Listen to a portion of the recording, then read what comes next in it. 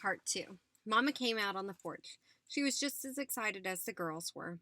She held out her arms. I ran to her. She hugged me and kissed me.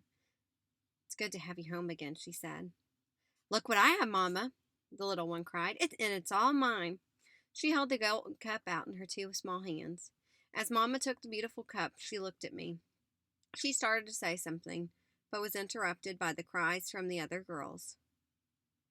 "We have one too, Mama," they cried, "and it's just as pretty as that one." "It's not either," the little one piped in a defiant voice. "It's not even as big as mine."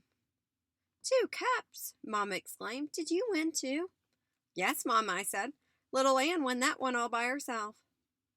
The odd expression on my mother's face was wonderful to see.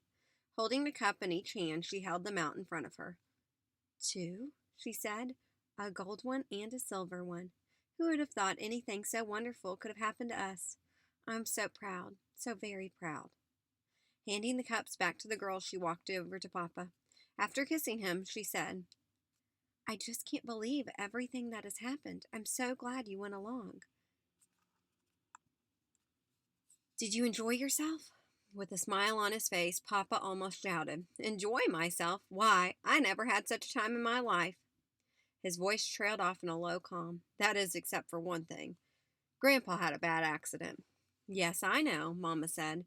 "One of Tom Logan's boys was at the store when they arrived. He came by and told us all about it.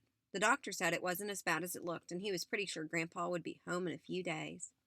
I was happy to hear this news and could tell by the pleased look on my father's face he was glad to hear it too.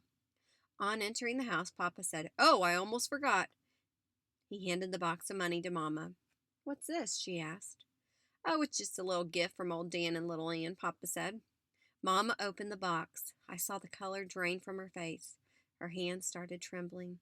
Turning back to us, she walked over and set it on the mantel. A peaceful silence fell over the room. I could hear the clock ticking away. The fire in the fireplace crackled and popped. Turning from the mantel, Mama looked straight at us. Her lips were tightly pressed together to keep them from quivering. Walking slowly to Papa, she buried her face in her chest. I heard her say, "Thank God, my prayers have been answered." There was a celebration in our home that night. To me, it was like a second Christmas. Mama opened a jar of huckleberries and made a large cobbler. Papa went to the smokehouse and came back with a hickory-cured ham. We sat down to a feast of ham, huge plates of fried potatoes, ham gravy, hot cornbread, fresh butter, and wild bee honey.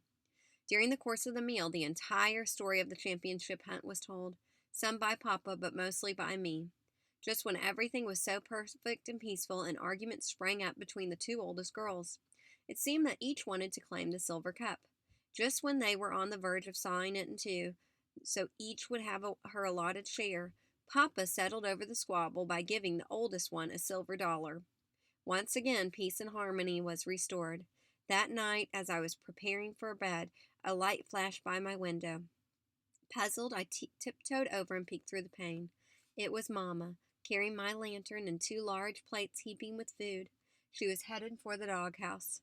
Setting the light down on the ground in front of it, she called to my dogs. While they were eating, Mama did something I couldn't understand. She knelt down on her knees in prayer. After they had eaten their food, Mama started petting them. I could hear her voice but couldn't make out her words. Whatever she was saying must have pleased them. Little Ann wiggled and twisted. Even old Dan wagged his long red tail, which was very unusual. Papa came out. I saw him put his arm around Mama. Side by side, they stood for several minutes looking at my dogs.